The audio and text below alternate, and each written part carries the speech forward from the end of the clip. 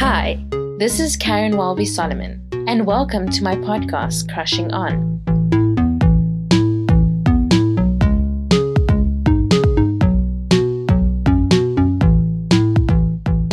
Welcome to episode 12. Today on the episode, we have Inga Davids. Inga is my friend, and Don't you mean your best friend? Inga is my best friend, but best friend, as Mindy Carling says, or Mindy Lahiri in the Mindy Project, best friend is a tier, not a person. So, best friend can refer to up to from 10 to 15 people. It's got 10 to 15. Doesn't that take away the meaning of the word then? Well, I mean, if you think about it, like if I have 50 friends and like 10 to 15 are best friends. No, makes sense. Top tier. But I'm my top tier friend. Probably like 5 people, but okay. Yeah. Anyway, so today on the episode we have Inga. Inga she's a business person. She's all up in the corporate side of the world. She does conferences all over the world. She's a star, basically. But she's also the host of the upcoming podcast, Her Bold Story, where she talks to different women in business and in other areas of work about their lives, about where they got to the point they are at, and their advice for other people. The podcast is also edited by Rebecca. It's going to be released on the 8th of September. We'll provide more information in the show notes and also at the tail end of the show. So don't worry about jotting all that down. But Inga talks a bit about that, but she also talks about her obsession with reality shows. As long as we've known her, and Rebecca and I have known her for a good 17 years, she's always been into like the kind of shows that came on like late at night on MTV, which is now 90% of what MTV is now. But wow. Yeah, so between that and like documentaries and so the African reality show, she goes into detail about what she loves about it. And it was really interesting, and we had a lot of fun doing it. So hopefully you too will have a lot of fun listening to this. Yeah. But yeah, before we get to that, this has been a very tough weekend. We found out about the death of Chadwick Boseman, the actor who played T'Challa in Black Panther, amongst many other roles. I mean, somebody said in the last 4 years he played up to 10 roles, and during this time he was struggling with cancer, and through treatment he acted and he promoted, and he just did such an amazing job. And it's weird. I mean, I think we all, it's like a weird feeling we all go through where it's like you feel like you are mourning and missing somebody that you've never met. And a lot of the times it's because of what they meant to you and what their work has done in your life. I loved Black Panther. Anybody who knows me knows that, and I don't mean to say it to just to say it, but I was obsessed with that movie. And you know, it's not terribly original, the plot, but what it meant to see someone in a Disney Marvel movie speaking Xhosa, just, you know, celebrating South and African as a whole, like Pan-African traditions. I don't know. I doubt I would ever get that feeling again, even if they replicated, even if he's a Black Panther too.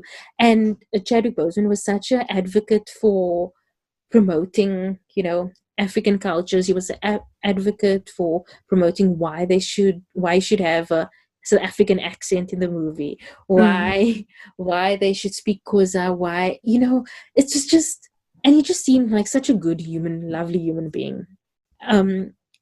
I'm still sad, I feel, over Naya Rivera's death because of also what she meant as this Afro-Latina queer girl on Glee, and just, she was, I mean, I love Santana too, and just like this year just seems to be, we losing so much, especially people that were so important for representation for me and for other, you know, the young Black people, and the death of them so young as well. Yes, I mean, like, when you feel that they both, and I'm sure many other performers who we have lost this year, had so much to give still. But yeah, I'm so glad that we have Black Panther and all of these other films, and I'm so glad that one day I'll be able to show my children, my grandchildren, and explain to them what a special film it was for us. So yeah, I just wanted to share this. And I hope that his legacy will inspire more positive representation of Black people in mainstream media. Mm. And also locally, we can't move on from the podcast without mentioning the senseless murder of Nathaniel Julies in Eldorado Park this week, a disabled boy who was killed by the police. And it's just been it's so difficult to even try and understand this. I've been following the protests in Eldorado Park and been reading up as much as I can, and everything I read about just makes me even more emotional. This morning I read about Nathaniel's grandfather talking about how loved he was, how he was everyone's favorite. And to think that this boy, little boy, 16 years old, life was cut short because of something that doesn't even make sense. The police asking him question that he couldn't answer because he's disabled, regardless of whether he's disabled or not. Him not being able to answer a question is no reason for someone to be killed. We've heard the news that the police officers have been arrested for murder, but there's seriously something that needs to be changed. All of us that come from disadvantaged areas in this country knows how the police acts, how the police treats people, even their inability to take our situation seriously, even them not considering the things that we go through, or not doing what they can to help us. Yeah. I mean, like, this wasn't a surprise for most of us. Like, yes, it was sad and it was horrible, but we know what our police are capable of. So something seriously needs to change. Yeah. My thoughts and prayers are with the Julies family during this time. But for now, we wanted to share with you the interview that we did with Inga. We hope you enjoy it. And stay tuned for more information at the end of the episode.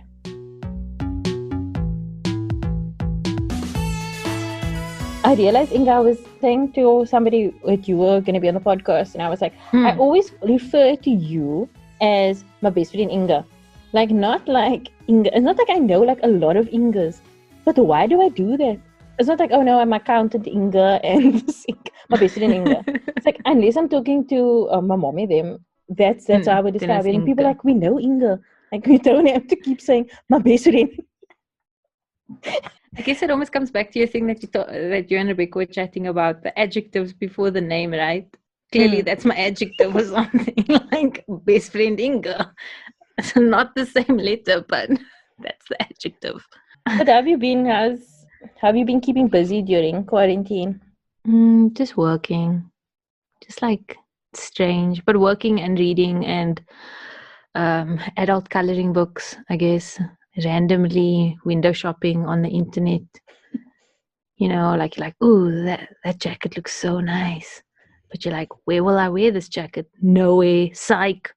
Close window.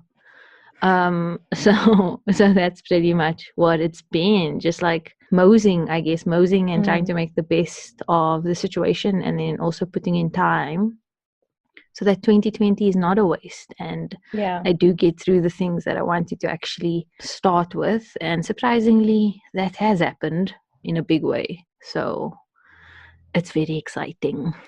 So you guys me. I've been alright. Can't complain. Mostly just hustling and trying to survive. But I was going to ask you guys are going out and stuff now during level 2?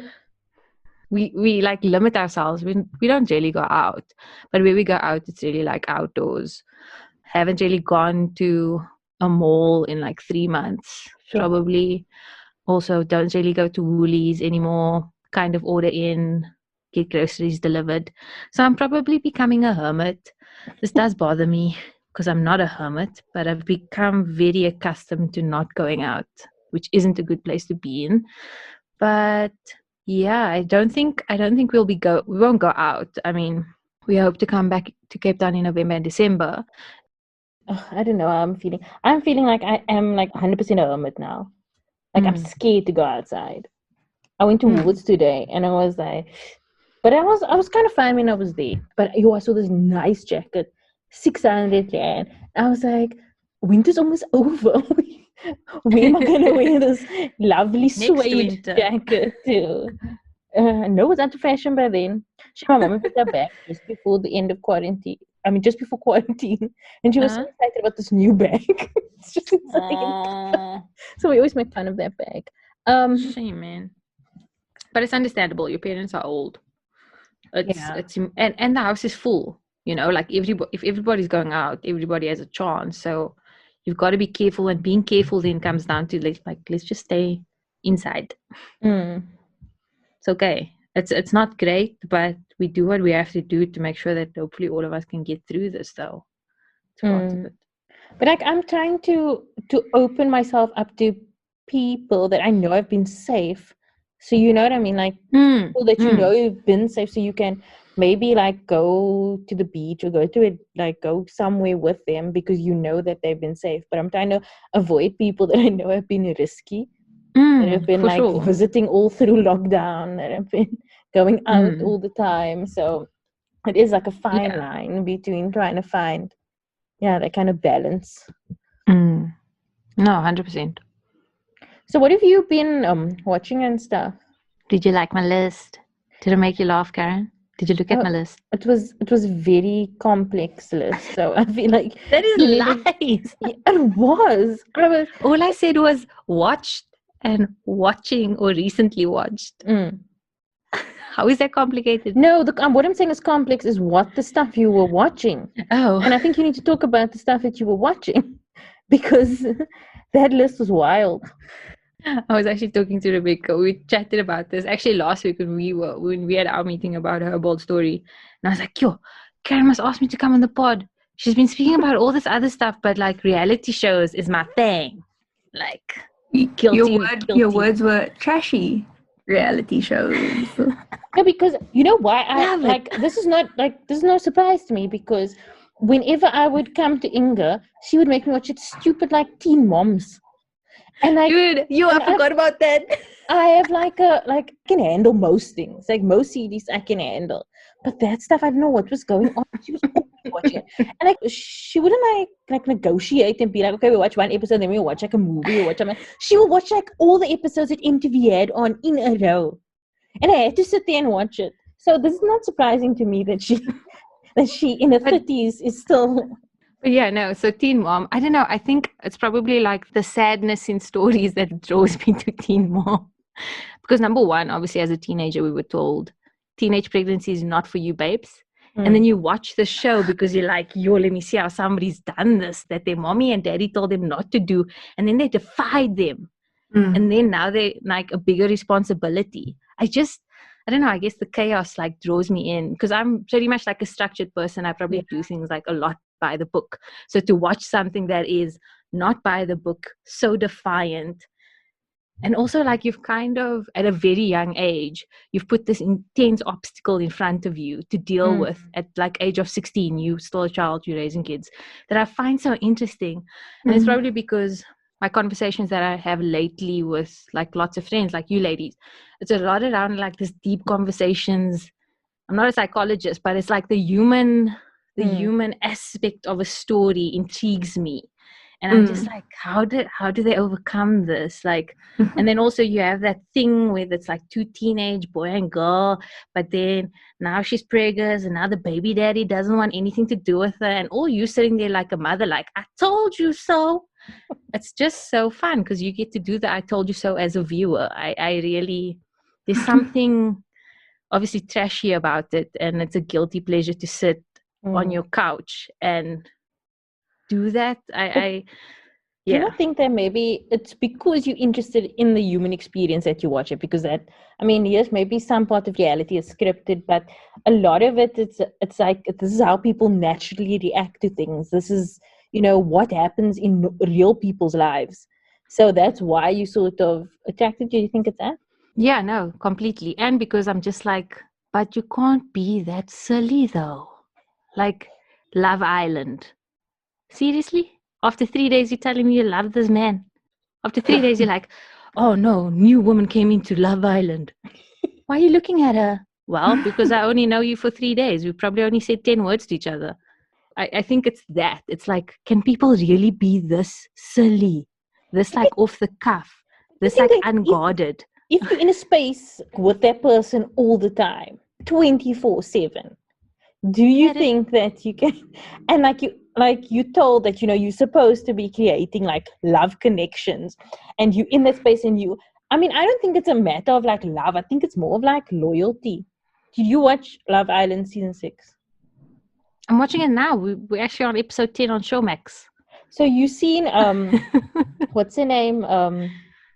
Shauna. Shauna, yeah. Oh, Justin and I are it's so funny. Connor with a G and Connor, original Connor. Connor with a G, so what? I can't deal. I cannot deal. I was in love with Connor with a G. But Shauna is something else, man. Like Callum just looks in and out. Yes. Shauna's like, hey, what you doing, babe? And but I think with Shauna, it was more of like a loyalty thing, and she's obviously insecure.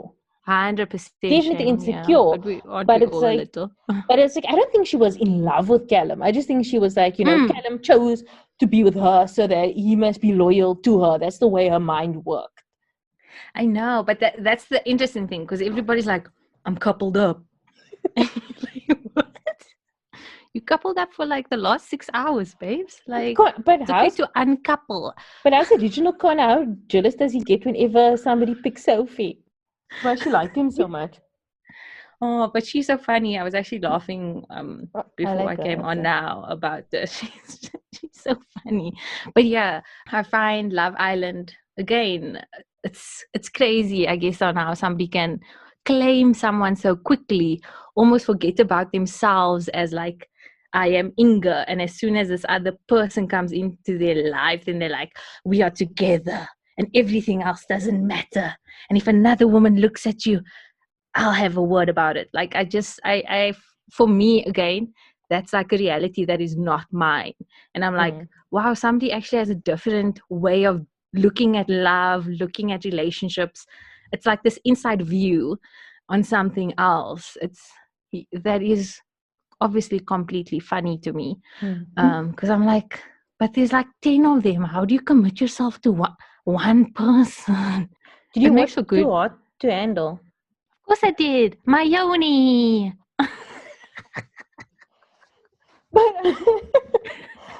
Dude, I watched it all, man.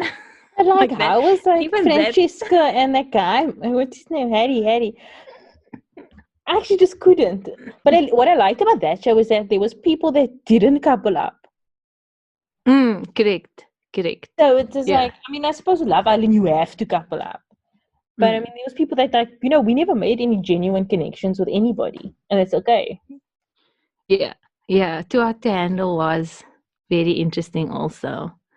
Yeah, I don't know why I have such an obsession with these things. Like I'll wait a while. It's not like I'm telling Netflix like, reminder, Love on the Spectrum or Too Hot to Handle. Let me know. It's not that. It's just like after a while, after watching like all the serious stuff that I watch, then I'm like, now we're going to go deep into like a binge-worthy session. Love Island. That's when you sent me your list. What I found so interesting, and I think you should tell the listeners what was on your list. But what I found so interesting was that you like toggle from like really highbrow series and documentaries to like really lowbrow. And I know that. It's so much fun. I don't judge. Like I'm like, people should watch it, makes them happy. Like, no problem. But I just found it so interesting how yours was like, there was no in the middle, man. There was no. Suits. There was I told Justin. Actually, I was like, I wonder what Caryn thinks of my list, because it's like from like Luther, Man Like Mobeen, Top Boy, and then I'm like Love Island, Stay Here, Chef's Table, Anthony Bourdain, and then I'm like toughest world's prisons, and like these other sorts of like I'm really into, I guess, what is that word called, like investigative BBC bodyguard sort of stuff. So I told Justin, I was like, I don't know what she gonna think, because it's a bit all over the place. But that's what I love. Like I enjoy watching. I think when I was in London, the BBC shows are amazing. I didn't know they were amazing until I was there. And then I watched Luther with Idris Elba, and that was like amazing. Then I watched Bodyguards. That was amazing. And now there's only one season, which I'm really gutted about because I'm waiting for season 2. This is the one with Richard Madden. That one. Caryn, how long have you been friends with me? This is the question I dread on your show because everybody's like, oh, this actor. I'm like, girl, show me a picture. You know I don't know. Game of Thrones. Is that the one from the guy from Game of Thrones? The bodyguard, the one that's on Netflix. Yes, He was supposed to be was he supposed to be a James Bond option or something? I think so, yes. But he was in Game of Thrones, yes. Was he? Yes, he was Rob Stark. Wait, let me Google on that phone of yours. This guy. How does he look like Rob Stark? Oh my gosh. Just Google Richard Madden. Minus the beard and suddenly it's a new person. Richard Madden, Rob Stark. Google that. You say, how long have you been friends with me? How long have you been friends with me that you don't trust me knowing actors and what they're in? No, for sure. But I'm like, nah, that's a far reach. Maybe not. Did Google tell you that? Yeah. Now I see. But yeah, and then there's shows like Man Like Mobeen. I don't know. Have you watched that? I haven't. I doubt it because your list is so long already. But it's basically just like an older brother, and they live in like this probably middle class suburban area in Britain. But then the older brother has to take care of his younger sister, but the older brother is also like an ex-gang member. But it's really funny actually because he has these 2 other friends that are almost like straight and proper, and then he's like this rugged guy, but he's also trying to like raise his sister and make sure she gets to school and everything. But it's so funny. He's actually a comedian in the UK apparently. Yeah, but that's super funny. And on your point of Suits, we do watch Suits, but it got really boring after like season 5 probably. I've been saying I've never seen Suits, so we can't. I don't understand this. I don't know if you get it, but it's like for somebody that watches that much series, how did you not watch Suits? Yeah, and Meghan Markle is in it. Aren't you like a super fan? I love Meghan Markle. But it's like I have this aversion to shows that have a lot of seasons that I need to watch. So my mom actually said she wants, because we just finished The Crown, and she was like, she wants to watch Suits next because she wants to see how Meghan acts. So sweet. So I mean, I'm sure that with the expert opinion can judge Meghan's acting and whether she should have stuck to it or left it. But yeah, I like prison movies also. I don't know. It's probably because my growing up in a house where there's only women and you have a dad that doesn't have boys. When your dad's watching TV, he's either watching something with Jackie Chan or that's what we grew up on. Probably because my dad was in prison and I was like, no, he was. Straight up a lie. Oh, not at all. Listeners. No, but he did do karate, and that. Yes, exactly. So he's that's his vibe, though. Like we grew up, I guess, on Jackie Chan, and what's that guy, man, that did the splits between the trucks? Van Damme. Oh, Jean-Claude Van Damme. Yes, exactly. Like we grew up on movies like that, kind of as girls. Or for me, that's like my earliest recollection of movie stars. And then also it's kind of went from into boxing stuff. Yeah, I don't know. It's really all over the place, my movies, but I'm very much in the TV, whether it's a documentary or a trashy series, reality show, or just the world's toughest prisons. And it's so much fun because this guy, right, he goes to these different prisons all over the world. And then, but in every scene he goes, I've never seen this before. And then you're like, yeah, bruh, but you went to 100 prisons. It's all different. You're not going to see. It's not going to be the same. So it's one of those lines in the series that you just he's going to say it now. And then he says it. He's like, I've been to so many prisons before, but I've never seen this. You're like, no ways, really. Yeah, it's funny. Yeah, and then also, one of the other films that I really enjoy watching that also from MTV, I think they had Girls Incarcerated. Don't tell me why. Also enjoyed that show, watching the chain gangs. I don't know. There's something about it. I don't know why, but there's literally something about it that I'm I need to understand this. But then you also saw I watched Bringing Down the House, watched 13th. 13th was more because Justin was like, Inga, we have to watch it. So I'm very blessed to have like a very wokish husband. But going back to 13th, yes, I think that's an important documentary that anybody should watch. so good. So good around the slave, like just how today's prison systems are basically modern slavery systems. It's such an eye opener, though. I really enjoyed that, and also that put me on that then Ava DuVernay. So that was really cool. But I don't know if you've seen that other new documentary on Netflix called, I think it's Immigration. It's about ICE in the States and how they literally go into the homes of immigrants that obviously don't have papers, and then they'll remove them and put them into like these detention centers. And then you hear about the stories of these dads that are like, ICE will come to a house and they'll call the people outside, but then these girls who are obviously like born in the States, but now you take my dad because he doesn't have papers, and you're just like, WTF. That is some scary stuff. And the fact that you're breaking up homes and things. I only watched one episode because I was like, oh, this is a lot to have like inside view of what's happening in terms of breaking up homes. Like, that's real. That's not scripted. That's not part of a storyline. And I was like, I'm not strong enough to watch something like that. But yeah, I mean, the documentaries on Netflix are really cool, actually. Going back to reality and that kind of stuff. So what would you say are your favorite reality shows? You know, the Kardashians. It's my guilty pleasure. Love it, man. I don't know, like it started at my mom's house because she had DSTV when we were like in high school or like end of primary school, and then we go to my mom's house, and then if it was before Bold and the Beautiful and all the soapies, then we'd all be like on DSTV watching Kim Kardashian, you know, the Keeping Up with the Kardashians, where their makeup was still horrendous and with their like their 3-piece suit jacket over like their shirts and stuff was strange. But yeah, so that's kind of where it really started from, and I just really enjoy watching, again, number one.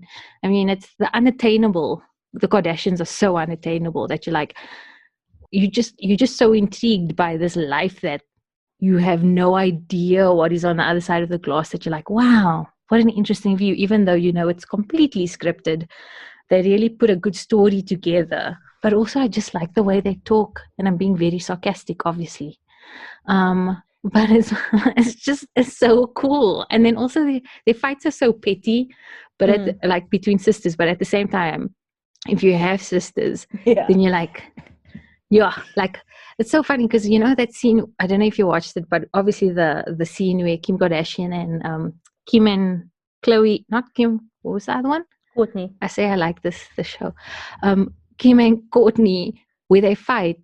Did you see that one? And then like the makeup smudges on Chloe's like walls and stuff. But I was like, yo, you know, like me and my sisters, I mean, yeah, we've had times where we like raise our voices and maybe like say some stuff. But yeah, why you gotta hit your sister, man? Like, where did you grow up?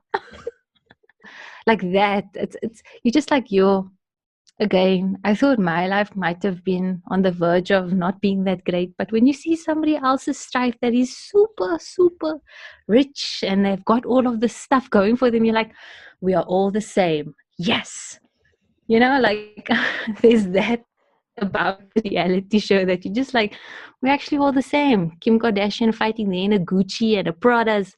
Yeah, I'm just like Mr. Peep clothes and Zara, whatever. But you're like, cool, we all go through the same stuff, but you just have a lot of things that might make your life more comfortable. Yeah, but I love the Kardashians. There's something about them that I'm just like, ooh, I don't know what it is. It's probably also because they're kind of pretty. And there's also an enigma about them because you're like, but did you have plastic surgery in your buttocks? Like, was it a thing? Because you're like, obviously. No. Yeah, right? Come on. Kylie's got a totally different face to what she had like 5 years ago. Kim, every photo, I'm not Kim, Chloe, every photo she looks like a different person. That's just contouring, ladies. Yeah, contouring. Sure. Oh my word, speaking about contouring, new show I actually watched last week was Glow Up. Have you watched this show? No. So both of you know I'm not big on makeup. Like I don't even know where things go. But I'll dabble. But I mean, it's really just going to be like Dabble. mascara. It's just going to be like mascara, maybe some beach brow pencil of Itsy. But now, Glow Up is a show completely dedicated to amazing makeup artists. And dude, Justin and I were into the show last week. We watched season 2 over like 2 days. It was just so amazing. Like, yes, I know they're makeup artists and influencers on Instagram, but there was actually, because these makeup artists are so talented, and there's this whole process that they go through, and there's obviously like the story around like, so some of the themes are like, tell us about a time or a song that really resonated with you and use the makeup to express the song. And you're like, oh, what are they going to come up? And then they come up with some cool stuff and you're like, whoa, that's so cool. And then also we learned the phrase. So if you watch it, one of the judges, when you get something right, then she goes, ding dong, that was amazing. So cool. So Inga, when you watch series, do you see it, or like when you watch whatever, like I'm not going to say series, like documentaries, movies, do you see it as like, this is your time, like your me time, or is it like fillers, or how do you kind of describe your relation to it? Good question. So yeah, series for me it's kind of a bit of everything that you just mentioned, in terms of sometimes I use it to de-stress after a long day by just switching it on, and there's this mindless droning noise to kind of pull me out of my funk. And then sometimes it's also just in the background also when I'm doing side project work. But I do enjoy TV. I think it's quite a nice way to unwind, to relax. And even though some of my series are pretty serious, obviously series are also super fun and funny, and they show you the good stuff of life, and it's a bit of escapism, which is nice. That's probably why I do enjoy lounging and binging. Yeah, series. So what would you say you're passionate about? I'm passionate about people, basically. I like to learn and listen to people. I like to observe people. I like to listen to their stories. I like them to talk more than me. Yeah, so I think for me, like, I do have a passion for wanting to build relationships, connections, to hear about other people's experiences, because I think in doing that, you kind of broaden your own mind. Again, it opens like another window into another context that you're not aware of. I think it's the quickest way kind of to learn about anything is if you can ask somebody the experience of whatever that is. So yeah, I think that's kind of my passion at a very high top level. It's just like people, relationships, learning from others and learning through others. So what gave you the idea to start Her Bold Story? Yeah, so for me, it's pretty much kind of that top level passion of mine, but then also the intriguing aspect around how I admire a lot of women for how they've navigated the workplace or their careers, or just particularly spaces that they've found themselves in. And that's kind of where Her Bold Story was birthed from. In terms of, I'm always intrigued to know how other women before me have done it, so that I can kind of circumnavigate my experiences, or even do my career better in a way, so that I can be better because they have kind of given me those aha moments or nuggets. It's kind of just like standing on the shoulders of giants, basically. And that's what it was, because for a long time I kept reading books when I was still quite junior in my career. A lot of Sheryl Sandberg, Arianna Huffington, just looking kind of for role models in books. And then, yeah, this past year, I was just coming to a space where I'm wanting to surround myself with more women. And I was like, well, actually, I know some phenomenal women, and I've heard about some phenomenal women. So why don't I just go straight to them and ask them if they want to share their story, so that more phenomenal women can learn through these experiences. And I think right now there's no like, podcasting is so accessible, especially like we're all in this data age, right? If we weren't before COVID, we'd rather like listen to a podcast maybe than pay for a book right now. So I think it's just more accessible for me to have these short, sharp conversations with some amazing woman, so that more women are, number one, made aware that there are these role models in South Africa and in the world, and they don't just come in books, but they're actually accessible. You can reach out to them, and they want to help you, and they want to like lift you up while they are rising as well. I think there's such a great message in that. And I've only come into this space in my career now. And I hope somebody through the podcast will basically come into the space sooner than what I did, in terms of being more intentional around looking for role models, not being afraid to ask them, like, can you share your story with me? Because I'm really intrigued. I've seen what you've done. Can you just tell me how you did it? I think that's basically what the podcast and what I've been doing. I'm saying, I've seen or I've read something in the newspaper or online. I'd love to tease this out so that more women can hear about it. I think it's amazing what you're doing. Will you share it with me and share it with others? So that's where I find myself now. So what do you think is one of the biggest lessons you've learned during this time? So much. There's a lot around like going for it. Like just go for it, I think, is the biggest thing. Like I enjoy walking outside of my comfort zone, but it's another thing to show someone else, like, I admire you, and I'm putting like my ultimate passion, my ultimate heart on the line and telling you I admire you and I want you to sit at the table and share your story, not just with me, but with others. I've never done that. So if anything, it's shown me that I can go for it. And for the most part, people are willing to share their story, actually. People are willing. I think that's the other lesson. People are willing to share. You just have to ask. But I think that's something that I've always admired about you, is that you are always willing to go for it. Like whether it's like submitting your paper to speak at the international conference, whether it's like going for a scholarship in another country, like you're always willing to go for it. But like what I want to know is like, is your handle of, how do you handle rejection? Because you've got to have a very good handle of it to be able to be willing to risk it time and time again. For sure. Good question. I think one of the earliest memories that I have, that I remember my father told me, is like, look, there's always going to be somebody that's better than you, right? It's just how it's gonna be. And it probably came, that advice probably came off, or that comment probably came off of the back of me not getting something, me not getting an award, me not getting a prize, me not coming first, something to that effect.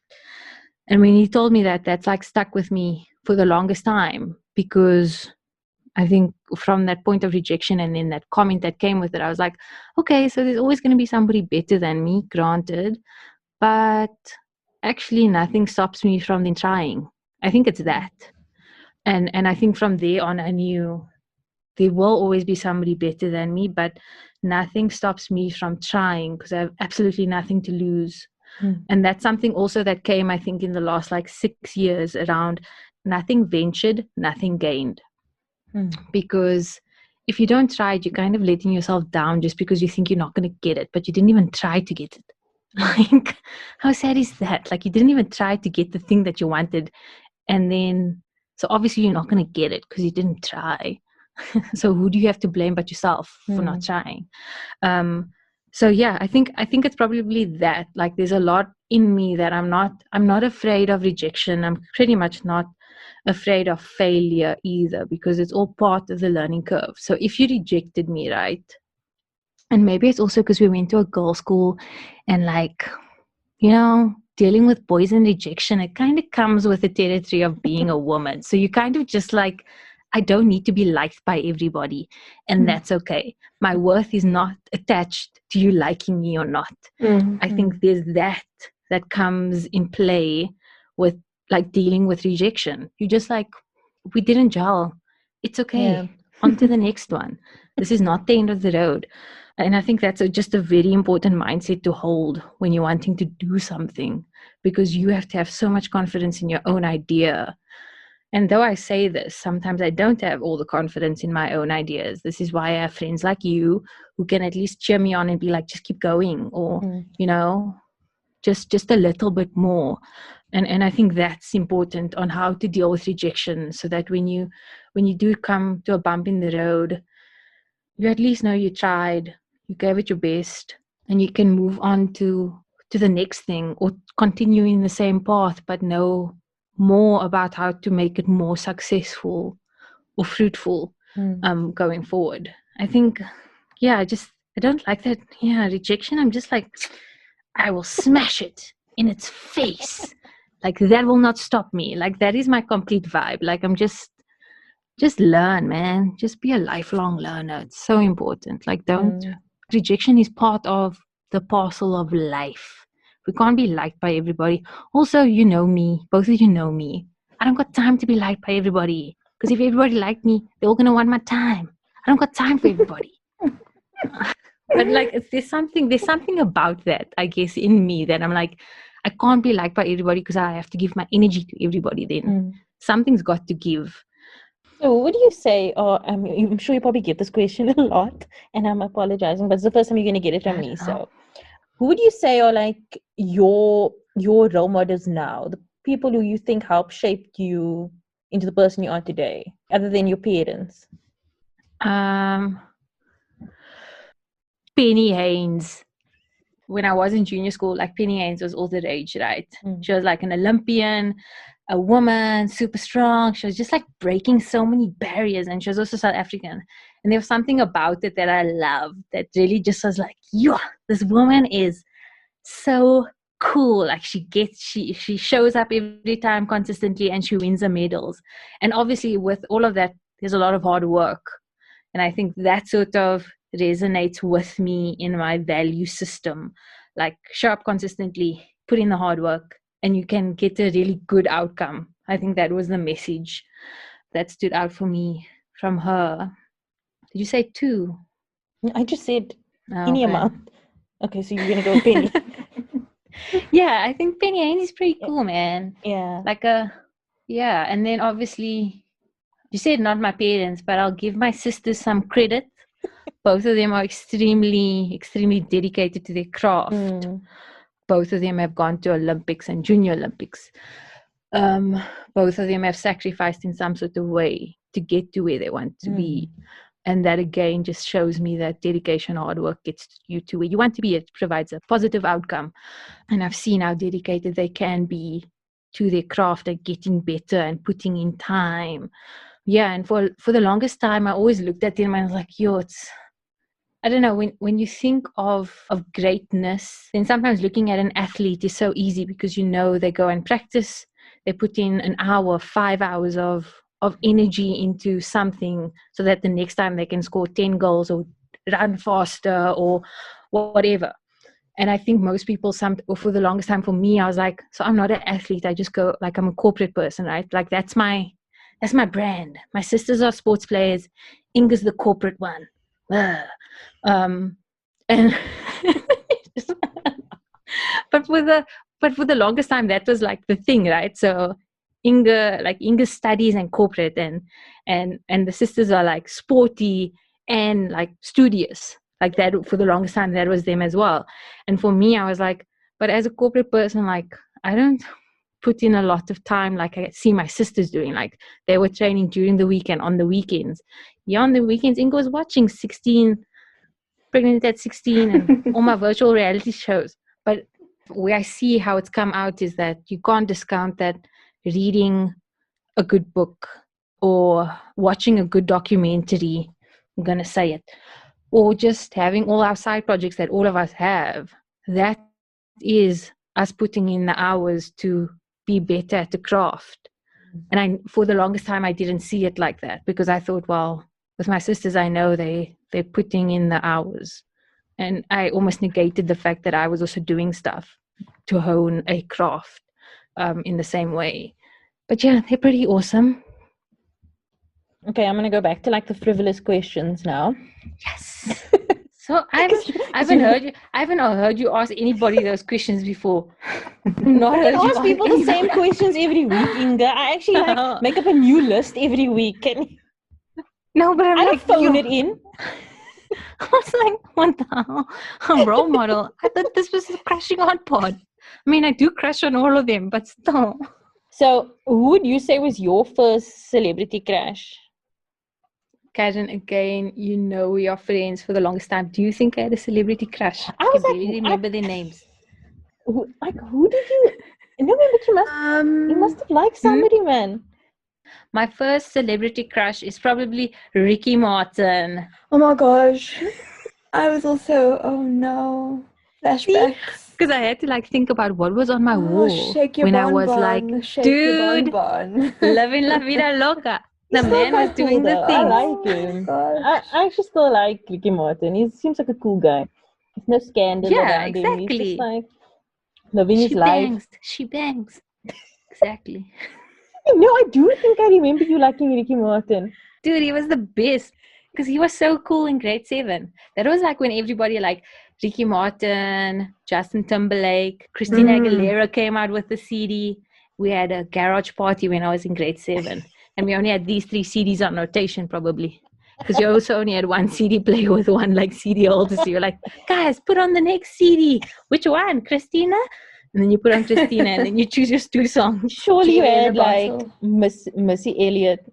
Like I'm Yeah, that was trying to think of my 13th birthday, and I was like, I got a DJ for my 13th birthday party. Of course you did. So this was like my 13th birthday party was a bit of a scandal. I invited like a lot of people from the grade, but I didn't invite my bully, who was at high school also with us. We won't mention names.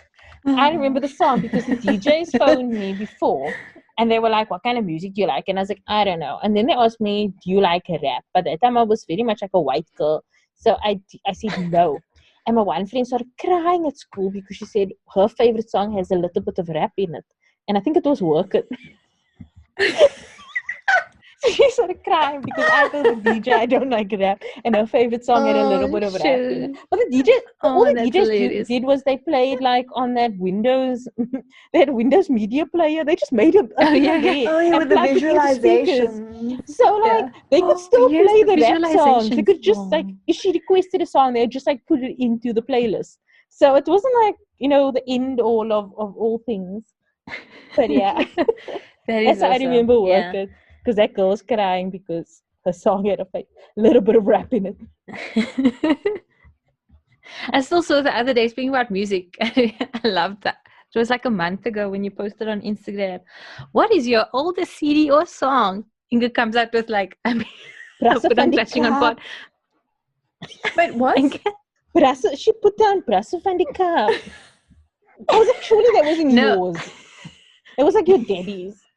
No, literally, there were these songs because we still had the cassette, right?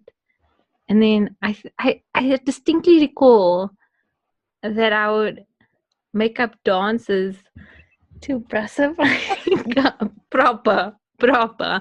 There was a cassette that I liked, and I would make up dances. My first one was Hit Me Baby One More Time. Okay. Yeah, there we go. You even had the perfume. Yeah, I had both perfumes, Curious and Fantasy. Of course you did. Yeah. That was still at the varsity, wasn't it? You had the perfumes. Just to bring out the age there. It was still at varsity. Rebecca was like, when you were 13? Makes sense. She was in varsity. Okay, but I had the first perfume, Fantasy or whatever, or Curious. One of them was the first, and I had the first one, and then I upgraded to the second one, which I think is the fancy one, the pink bottle, because I had 2 bottles of that. Now, Inga, what would you say is your favorite thing your favorite show? This is so difficult. Okay, 3 favorite shows. Okay. This I can work with. I don't wanna mess up my options. I doubt any show is gonna be offended. Serious business. Serious business this. I'm gonna go with Luther. Luther is amazing, pretty sinister, love it. This is so difficult, and I'm not going to choose Game of Thrones because everybody chooses Game of Thrones. I'll choose Anthony Bourdain though. So that's the show. That's the show. What was it called? But it's No Reservations. Parts Unknown. Yes, that one. So good. When he passed, I was like, my friend's gone. It was quite a thing. Like, it's so good though. I feel like I should choose a reality show because that really shows my breadth of series knowledge. A bit of sinister, bit of travel. We should probably end off with like a reality show. But Anthony Bourdain is kind of like a reality, right? Oh. Like a comedy is cool, but I guess the like Broad City for me is like comedy also. Like, but that's like crude comedy. I think that's my vibe. If it's going to be comedy, make it like sarcastic and crude. But then obviously we have like, what's that Phil Dunphy one? Modern Family. Like that never gets old. That's super funny. I want to go with the Kardashians. Okay. But we all know if you don't have DSTV, you're not really watching the Kardashians on a PC politically correct. They are some. Oh. I think you can watch it on Showmax though. There's all the episodes, baby girl. We actually forgot to speak about some really cool South African reality TV shows.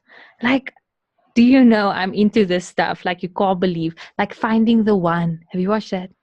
I have not. No. Dude, what's that? It's so good. It's so fun. And then there was also, what's Dinner Date, right? Was it Dinner Date? The essay show? First Date. That your friend was... So good. So good. Dude, we forgot this segment of your podcast. We should have started with this. I actually quite like Come Dine With Me South Africa as well. Oh, dude, now we're getting the money. Yes. Come Dine With Me is the best. I can watch that. Like, again, Justin and I, this is what we do. We YouTube Come Dine With Me. We go, Come Dine With Me, full episodes. And then you see all the episodes and you watch all the episodes on YouTube. It's on YouTube. It must be. Okay, I guess so. Illegally uploaded. Yeah. It's on YouTube. It must be. Dude, it hasn't restricted us. Because usually YouTube is the African one. No, and the UK one. And the Canadian one. So cool. Love it. And also, did you know they have Come Dine With Me couples edition? So there's 6 people and then there's 3 couples. Super cool. Yeah. My friend keeps entering it. She still hasn't gotten in. I know she's like, but she keeps entering it. And maybe one day, Lauren, maybe one day it will happen for her. Come Dine With Me is such a good show. Like, that is the ultimate stress relief show. Because you just like, it's so funny. And the narrator, top. Like, you cannot get a better narrator. But I also think that's what makes Love Island so good as well. The narrator. I feel like the narration on Love Island is like lukewarm. I don't think it's like on par with Come Dine With Me. But again, it's that slapstick nonsense that I'm like, I can't. Do you know what you should watch? Like, you should watch do you ever seen Sideman's videos on Instagram? I will link you to it after this. And I'll link in the show notes.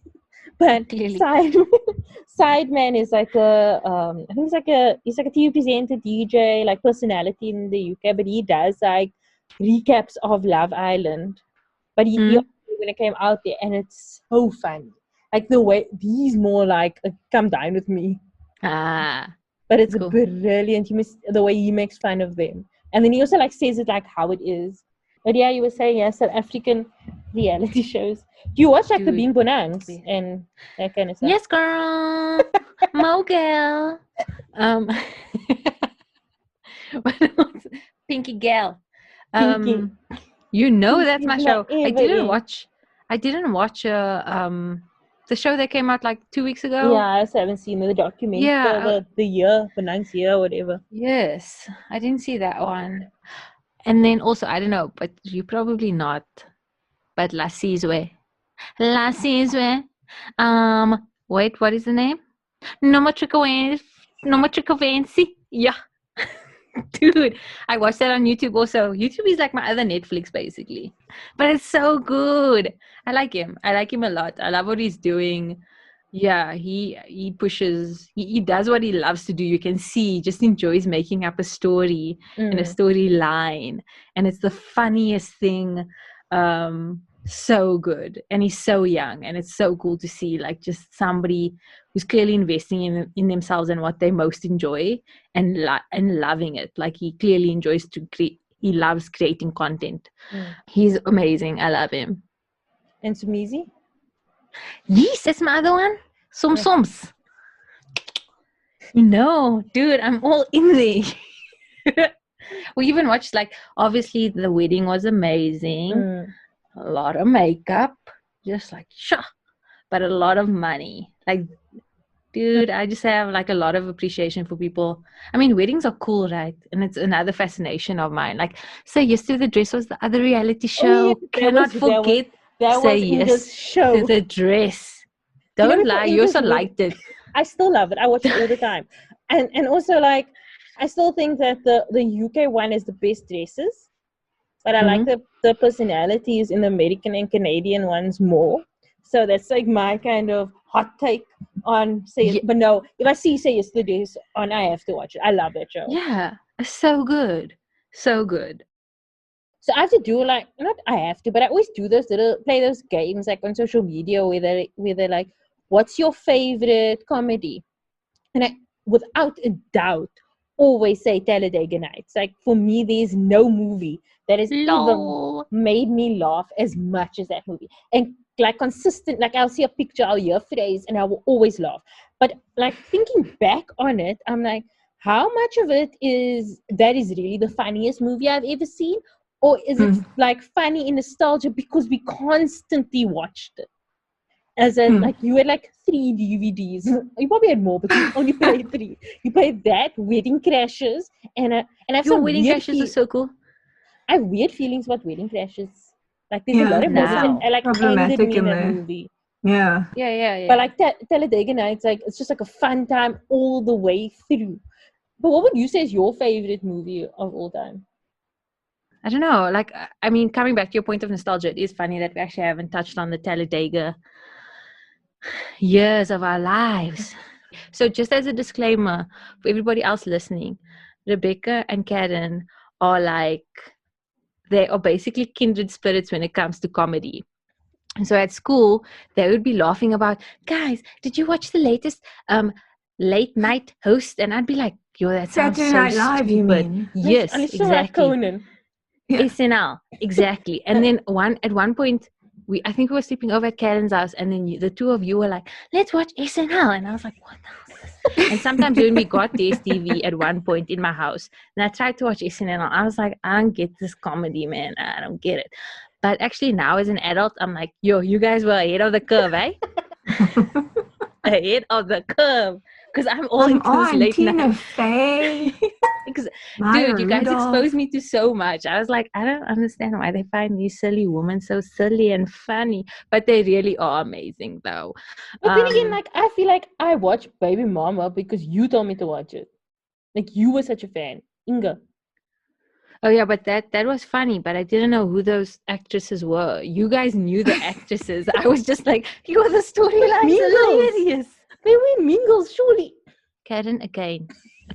I'm watching for the storyline. The comedy is just not okay. I don't remember these actors. Game of Thrones, what? Yeah. If there was ever a theme for this podcast, it's Inga doesn't know actors. She just knows show names.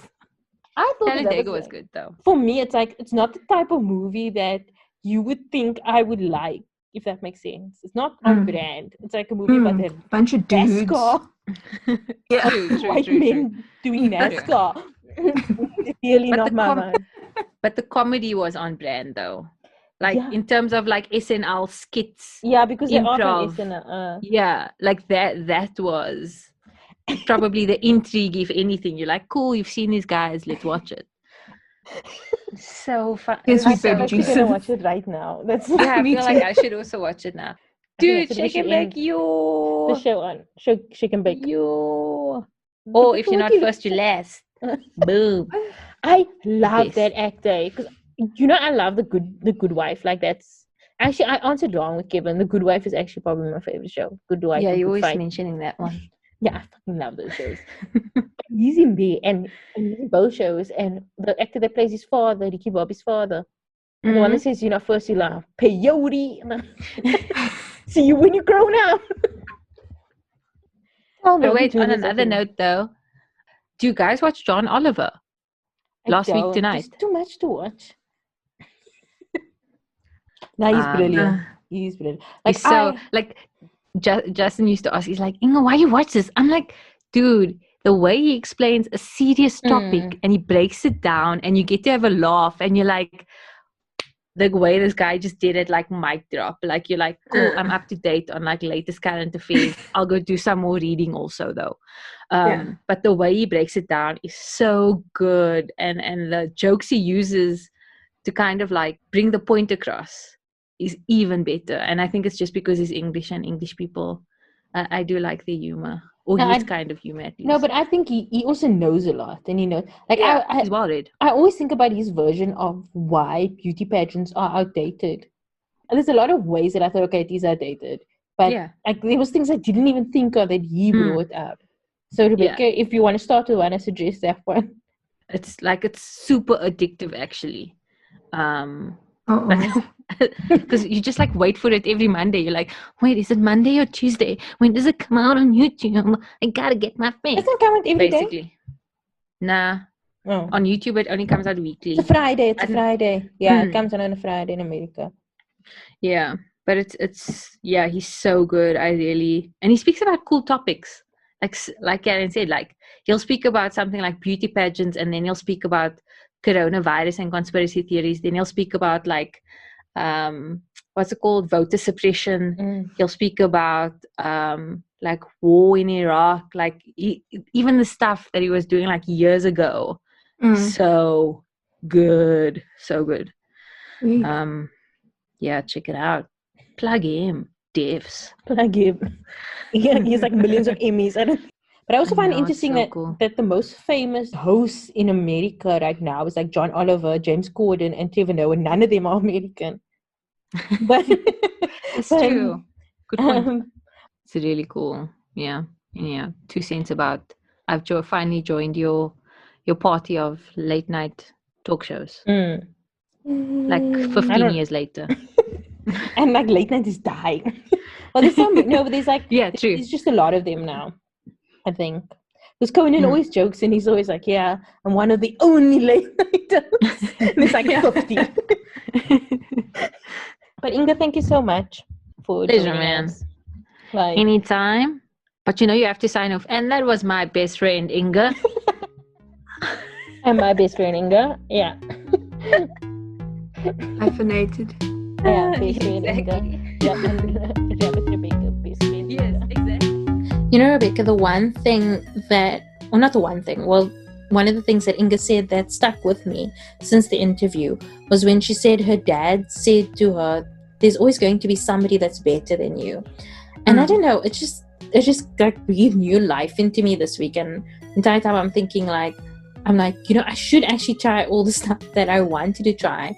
It's go for it. Just because you're not going to be the best at something is no point to. It's like there's no reason not to. So for the listeners too, if you get anything from this, we just want to encourage you to go for it. Go for your dreams. Go for not even just your dreams. If you want to learn how to play the trombone, please go for it. If you want to learn how to crochet, go for it. If you want to learn the trombone, your poor neighbors. Learn how to play squash, go for it. But you can find Inga on Inga_Davids on Twitter, Inga J Davids on Instagram, and you can follow her upcoming podcast, Her Bold Story, which is launching on the 8th of September at Her Bold Story on Instagram. So there'll be more information there, and we will link to it in the show notes. All the information from all the TV shows and films and documentaries that she discussed is also in the show notes. We'll link you to exact page. You can find it on Showmax, on Netflix, and some of them on DSTV, so find your way. Me you can find at Caryn Walby on Instagram and Caryn Walbys with an S on Twitter. You can also follow my newsletter at Wild Streams. Also, the link will be in the show notes. It's just me rambling on, usually about entertainment stuff and things that have been on my mind during the week and my recommendations that I don't necessarily talk about on the show. But the podcast you can follow on Twitter, Facebook, and Instagram now. We are at Crushing On Pod. You can find out more on our website, crushingonpod.com. Or you can email any feedback to crushingonpod@gmail.com. All episodes are edited and produced by Rebecca Barches. Don't forget to rate and review us on Apple Podcasts. It helps people find the episodes better. And subscribe wherever you get your podcasts. Tune in next week. We have a great guest, interesting, lovely person who will keep you laughing and entertained for hours. So, yeah, tune in next week.